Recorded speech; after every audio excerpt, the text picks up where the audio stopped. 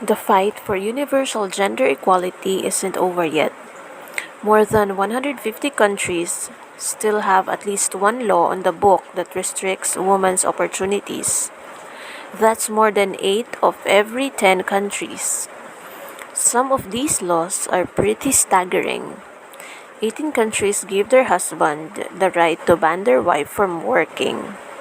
17 countries required women to ask permission from a man before leaving their own home. 46 countries provide no legal protection against domestic violence, and 41 countries provide no legal consequence for sexual harassment at work. These figures convey a tale, a narrative about harsh limits that keeps girls and women all throughout the world from realizing their full potential. Nadia Murad, a Yazidi woman who escaped sex slavery at the hands of ISIS and now devotes her life to speaking out for the Yazidi woman still in captivity. Currently, an estimated 865 million women are ready to make greater contribution to their country's economies. Consider how much more rich the world could be if outdated norms weren't getting in their way. And that's only the beginning. The most effective solution is for women to self-empower with assistance of the society.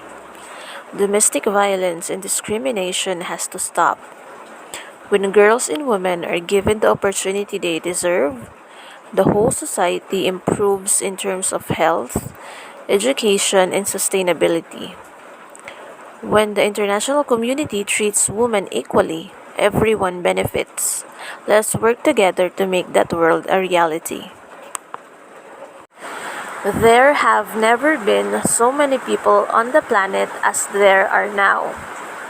From 1 billion to 1800s to 2.3 billion in 1940, 7 billion in 1970, and 7.4 billion in 2016.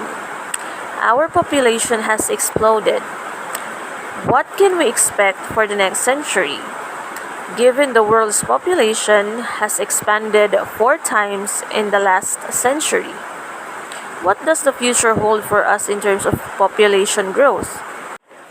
In the 1960s, population growth was at an all-time high. The poor would continue to reproduce constantly, eventually invading the developed world, and since then, overpopulation was born. Deforestation and biodiversity loss are the two of the most serious consequences of continuous population increase. We don't know how much longer we can lose until the ecosystem collapses. But many ecologists and other experts, including 58 of the world's scientific academies, have warned that we're getting close to that. Thousands of chemicals have been released by numerous corporations without a solid scientific understanding of their long-term consequences, adding to the increased toxification of the environment. The proven effective solution for this was to broadcast important information in order to make family planning acceptable and to provide accurate information in order to eliminate the many myths about contraceptives, safety, and effectiveness that exist around the world. Migration is a social phenomenon triggered by a range of factors, such as the desire for family reunification, economic or education opportunity, climate change, or environmental disasters. However, irregular migration leads to issues that the world is currently witnessing, such as the thousands of immigrants who have died or gone missing along perilous migratory routes, or the rise of migrant smuggling and human trafficking. Global migration entails the globalization of people, and like the broader globalization process, it is an event wherein some migrants experience their movement as a liberating process. For example, A highly educated professional may find moving to another country is financially rewarding. On the other hand, a victim of sex trafficking may view the process of migration as dislocating and disempowering.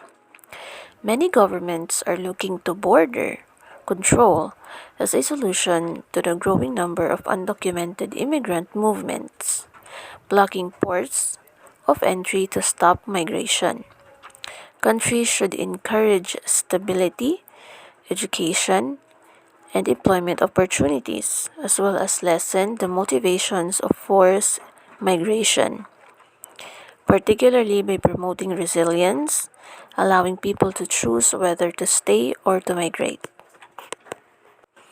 Human trafficking, which can occur both locally and internationally, is a crime that occurs only across borders. It involves persuading migrants to enter or remain in a country illegally for monetary or material advantage.